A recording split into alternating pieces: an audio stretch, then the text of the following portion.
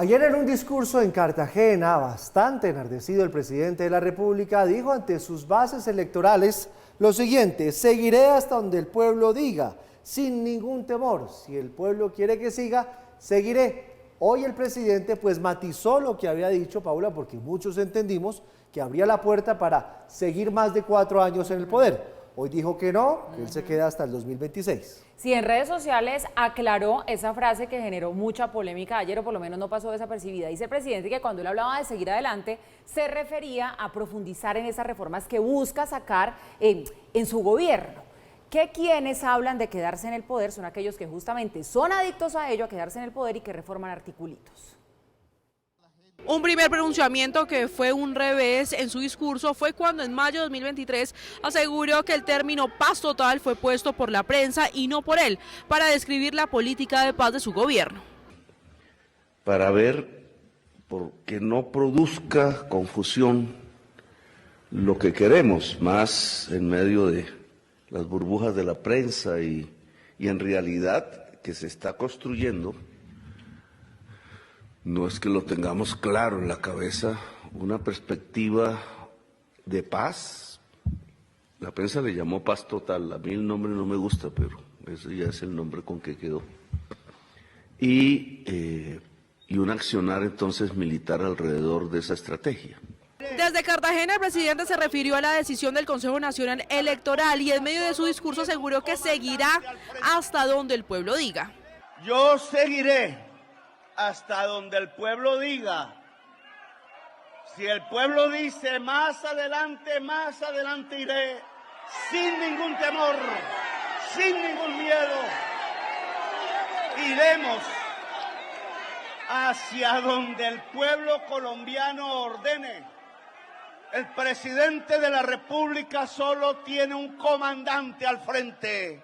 Pero horas más tarde, en un mensaje en X, aseguró que no se quedará más allá de 2026. Esto que dice aquí no es cierto. Dije que seguiré adelante hasta donde el pueblo diga. Seguir en el poder es un problema de adictos al poder que cambian articulitos. Otros reversazos han sido, por ejemplo, en campaña, cuando aseguró que no habría uno constituyente si llegaba a Casa de Nariño, y en los últimos meses ha anunciado que es el camino que debe tomar el país. El reversazo más reciente también se dio esta semana, cuando se conoció que algunos funcionarios habrían entregado dinero a los presidentes de Cámara y Senado para que las políticas, las reformas de gobierno siguieran su curso. Allí también fue mencionado Andrés Ideagarra.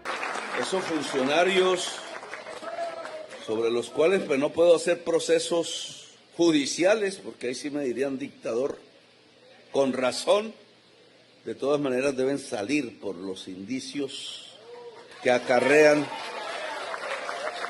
las investigaciones que la prensa o nosotros o la justicia haga. Sin embargo, en un comunicado se dio a conocer que el secretario de Transparencia se quedaba en su cargo luego de una conversación y acuerdo mutuo. En las últimas horas, el ministro del Interior, Luis Fernando Velasco, aseguró que el gobierno debe insistir en una reforma al Consejo Nacional Electoral, allá donde están radicando una ponencia de pliego de cargos al presidente. Ahora, una propuesta que se conoce ahora y que es polémica, toda vez que están investigando al presidente. El reciente revés en el CNE para la campaña presidencial de Gustavo Petro revive la propuesta de reformar esa autoridad electoral, pues hoy los magistrados son elegidos por el Congreso. Yo sí creo que el gobierno debe insistir en esa reforma y ojalá pueda ser consensuada con todos los partidos. Es que hoy esa acción puede terminar afectando a este gobierno, mañana a otro gobierno. Hay un problema estructural y tenemos que resolverlo. La queja del gobierno sobre el origen político del CNE se debe a la incidencia del magistrado Álvaro Hernán Prada en la ponencia que formula cargos contra el presidente Gustavo Petro. ¿Qué estamos viviendo ahora? Un señor magistrado que representa un partido de oposición, que es Centro Democrático, propone investigar al presidente porque supuestamente ha volado los topes de campaña. Se genera una gran incredulidad. Modificar la conformación del CNE ya se ha intentado en otras veces tramitar ante el Congreso. Esto requiere un acuerdo de todas las fuerzas políticas porque de fondo las funciones que tiene el Consejo Nacional Electoral son muy importantes, entre otras cosas las que estamos viendo en este momento respecto a investigar irregularidades en la financiación de las campañas. No obstante, Transparencia por Colombia y otros sectores políticos insisten en que mientras se hacen cambios se debe respetar la ley y las instituciones. La comunidad internacional debe estar aterrada diciendo qué pasa en ese país cuando es el propio presidente el que dice que lo quieren tumbar. Yo creo que miremos esto con toda la tranquilidad, calma y dentro de los canales institucionales que no deja de ser mi permanente insistencia, instituciones por encima de personas. En medio de este revuelo político por la ponencia contra la campaña presidencial de Petro, se conoció que el magistrado Altus Baquero del Partido Liberal volverá al CNE por orden de la Corte, mientras hay un fallo de fondo sobre su presunta falta de experiencia.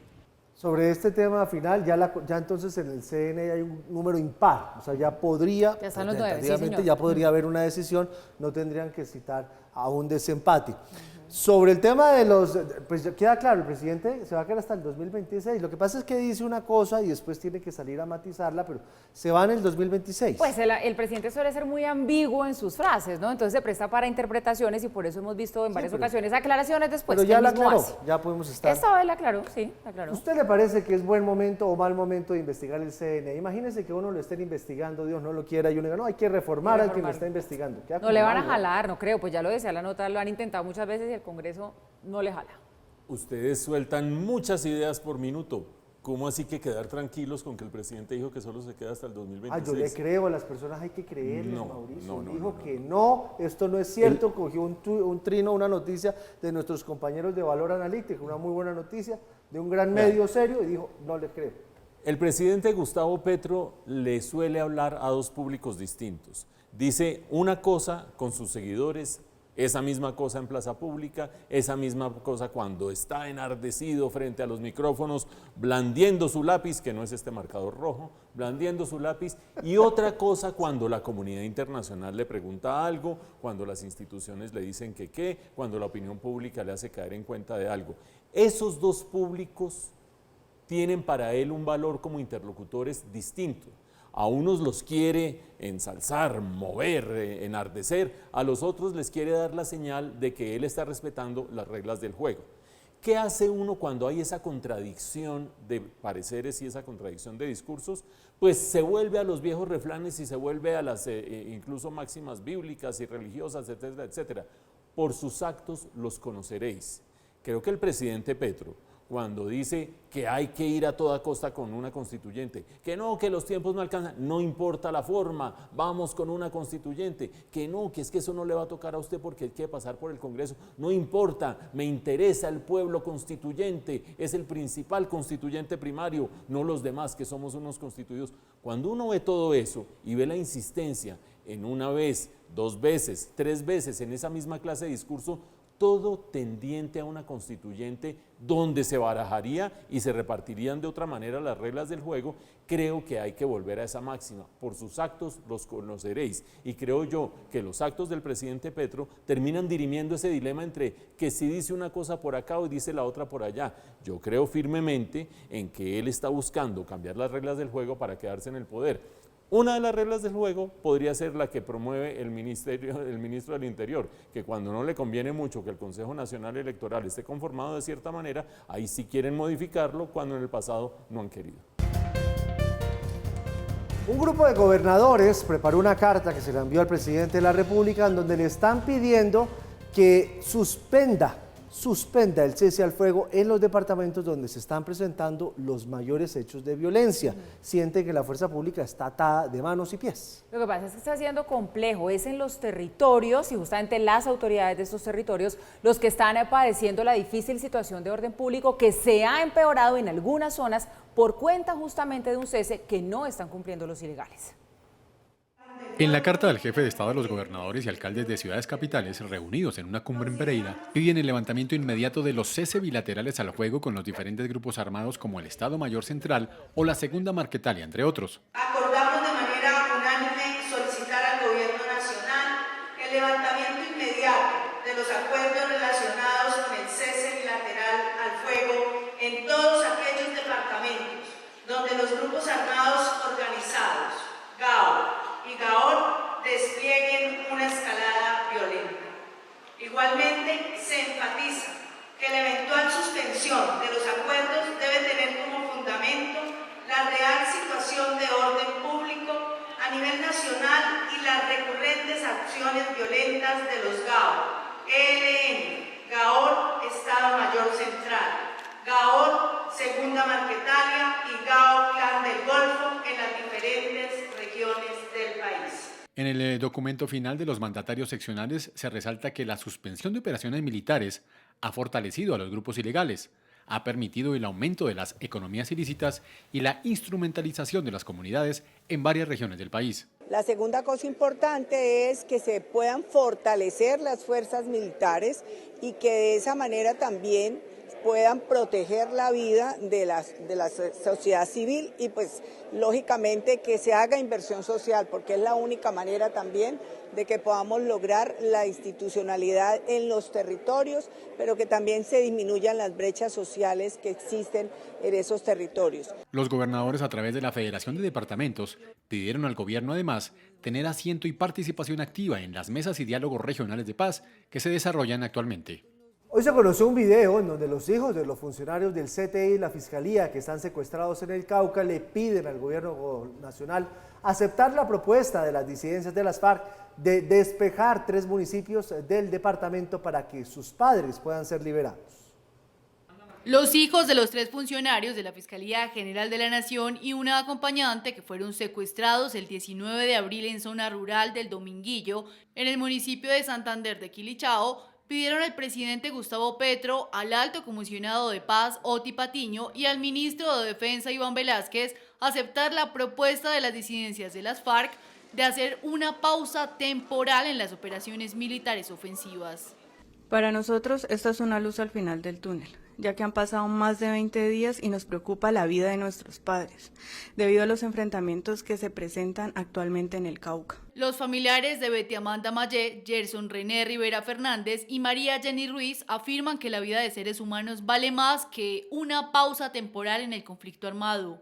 Por eso, imploramos al Estado colombiano se acceda a esta propuesta, como muestra de respeto a la vida e integridad de nuestros padres.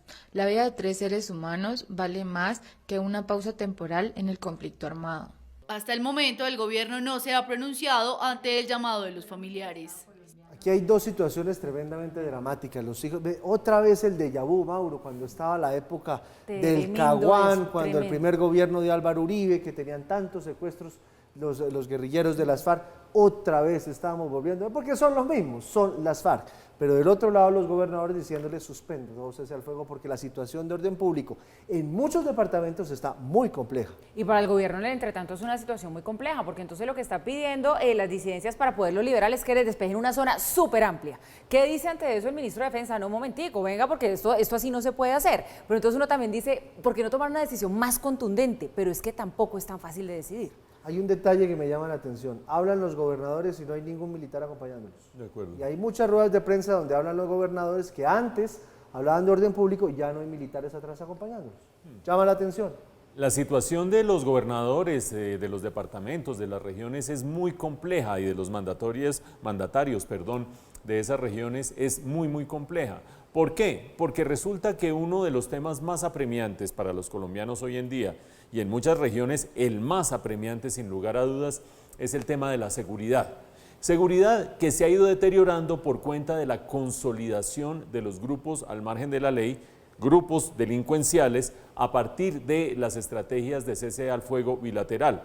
Esa consolidación se termina notando en extorsiones, en secuestros, en amedrentar a la población civil, en decir aquí no entra nadie. Hace apenas 4 o 5 días estábamos viendo un acto un video en el cual uno de los voceros de unas disidencias de las FARC le decía al ejército que iba a hacer unas misiones de consolidación. No señor, ustedes aquí no entran porque tenemos cese al fuego bilateral.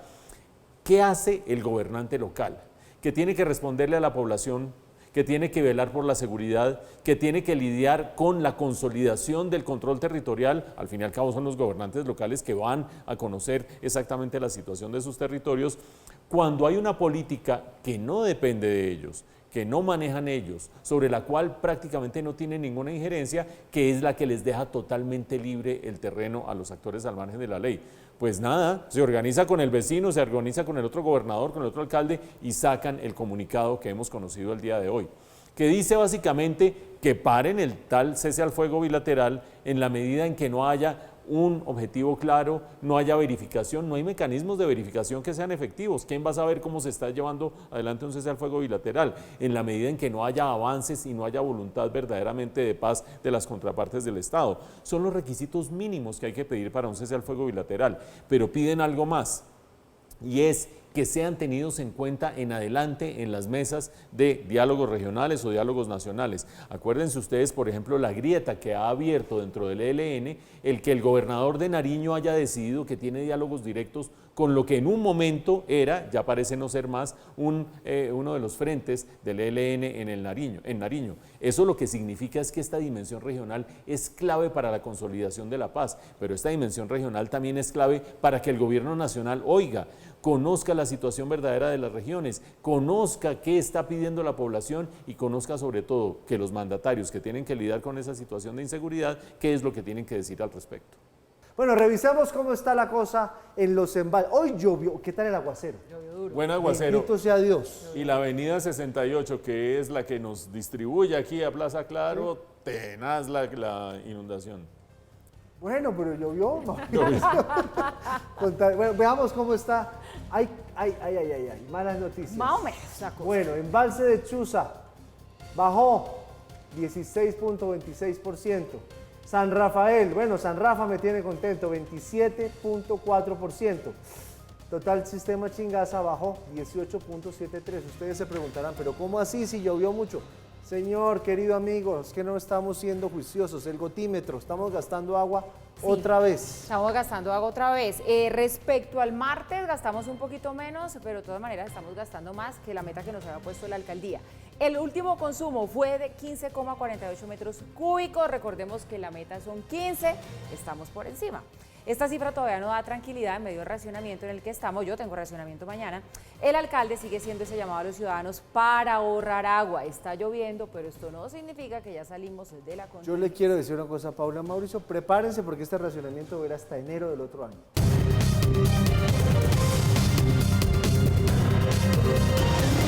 Y son catastróficas las consecuencias de las inundaciones en Brasil, que ya dejan más de 100 personas muertas y 130 permanecen desaparecidas. Pues según las autoridades se trata del peor desastre natural de la historia del estado de Río Grande do Sul, y las lluvias que no cesan siguen dificultando los rescates. Miren, hasta de los animales como este caballo, se llama Carmelo, así le pusieron en redes sociales, y quedó atrapado en un techo hasta solo horas después que lograron rescatarlo. Necesitaron 17 profesionales para poder salvarlo, y no es para menos porque pesa 350 kilos y tuvieron que sedarlo para ponerlo en un bote inflable en un operativo que necesitó 4 botes inflables y 4 embarcaciones convencionales. El presidente de Brasil aseguró que todavía se desconoce la verdadera magnitud de esta tragedia. No sabemos el alcance de los daños por las inundaciones, solo sabemos el alcance de este desastre climático cuando el agua vuelva a la normalidad.